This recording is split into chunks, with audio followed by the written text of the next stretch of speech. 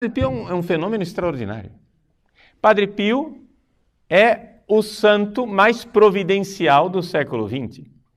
Porque Deus deu à igreja do século XX o que ela mais precisava. Por quê? No século em que haveria a crise do sacerdócio, Deus dá à igreja o único sacerdote estigmatizado da história da igreja. É o único. Muitos santos receberam os estigmas, mas nenhum era padre. Só Padre Pio era padre. Para fazer com que as pessoas experimentem e vejam que Cristo vive nos seus santos. E Cristo vive nos seus santos de uma forma extraordinária na vida do santo Padre Pio de Pietrelcina. Assim, eu acho que o Padre Pio é um santo providencial porque ele faz com que nós, homens céticos, modernos do século XX, entremos em contato com uma série de milagres que nós só ouvimos falar na Idade Média. Entendem? Os milagres que aconteceram na vida do Padre Pio são tão clamorosos, é um negócio assim tão extraordinário, que você diz, bom, se aconteceu na vida do Padre Pio, atestado por médicos, por laudos médicos, por radiografias, exames de sangue, cirurgias, médicos do século XX, se aconteceu esse milagre na vida do Padre Pio, então por que não na vida de Santo Antônio no meio da Idade Média? Compreendem? Porque quando nós, homens céticos do século XX, lemos os relatos dos santos medievais, dos santos do passado, a nossa tendência é interpretar aquilo tudo como sendo uma criação quimérica, um negócio assim, isso é o povo daquela época que tinha fantasia, olha só a fantasia do homem medieval. Mas quando você vê o Padre Pio, o negócio não é medieval, o negócio é agora. Como é possível que o homem tenha curado uma menina cega de nascença, que nasceu sem a pupila, e a menina foi curada e começou a enxergar e continuou sem pupila? Isso atestado medicamente. Ou seja, os médicos, essa menina não tem pupila, ela não enxerga e, no entanto, estava enxergando. Como é possível? E não é assim, dizem. Não, a menina com nome, eu não sei o nome e o sobrenome aqui de cor, mas é atestado nos livros com laudos médicos e tanto assim de testemunhas.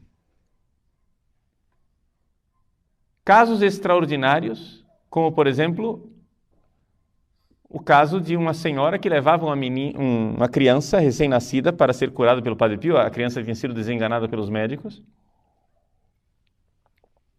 Os médicos disseram, essa criança vai morrer, não tem jeito. A mãe, contrariando os médicos, tirou a criança do hospital, colocou a criança no trem com ela, viajou de trem para Pietrelcina com a criança recém-nascida, agonizante. No meio do caminho a criança morreu. A mulher escondeu o cadáver da criança dentro da mala.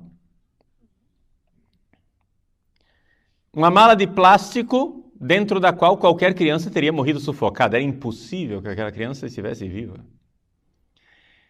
Para não parar o trem e ter que levar para o necrotério, etc., ela escondeu o cadáver da criança dentro da mala, chegou até San Giovanni Rotondo, entrou na igreja onde Padre Pio estava saindo do confessionário naquele momento e estava na presença de um médico.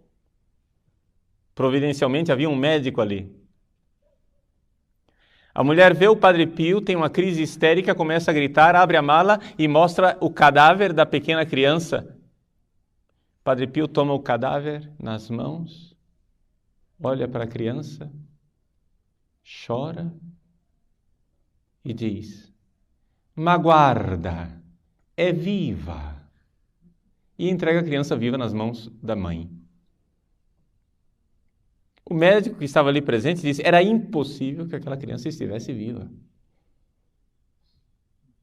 Eu vi a mãe tirar a criança de dentro da mala. Qualquer criança teria morrido sufocada.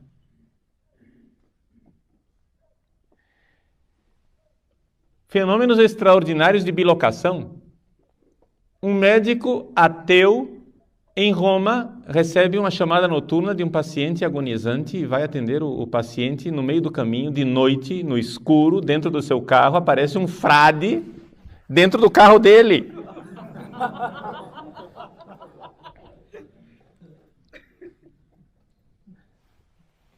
Ele olha para o frade, sem acreditar no que está vendo, passa a mão e não tem nada. Mas ele vê o frade.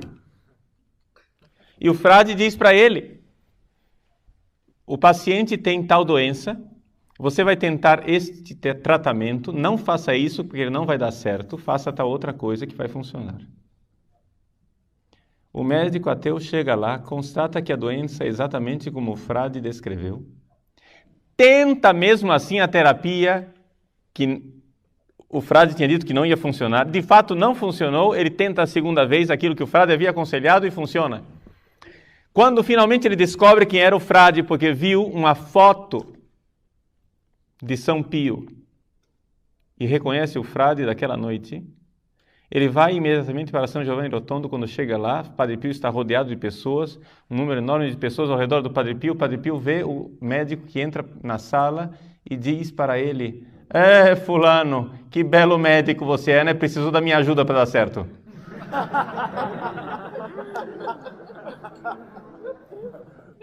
É evidente que se converteu. Pilotos de caça americanos, ingleses, canadenses, durante a Segunda Guerra Mundial tentaram bombardear a cidade de San Giovanni Rotondo. E não conseguiam bombardear a cidade porque durante o voo lhes aparecia um, aspas, monge voando,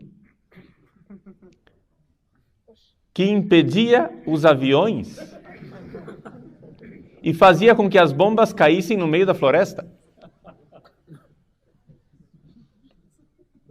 Um destes oficiais americanos, depois que terminou a guerra, ouviu falar do tal do monge misterioso, feiticeiro, que morava naquela cidade, e ele, protestante que era, quis conhecer o Padre Pio. Padre Pio se encontrou com ele e, falando no dialeto em que ele sempre falou, não falou sequer em italiano, falou em dialeto com o americano. O americano, quando terminou o encontro, disse: não sabia que Padre Pio falava tão bem inglês. É evidente que se converteu também este.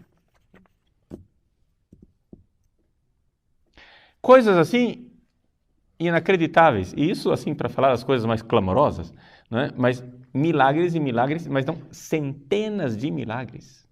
Centenas de milagres atestados por médicos. Centenas de milagres atestados por médicos. E o Padre Pio dizia muito acertadamente: eu sou um mistério para mim mesmo.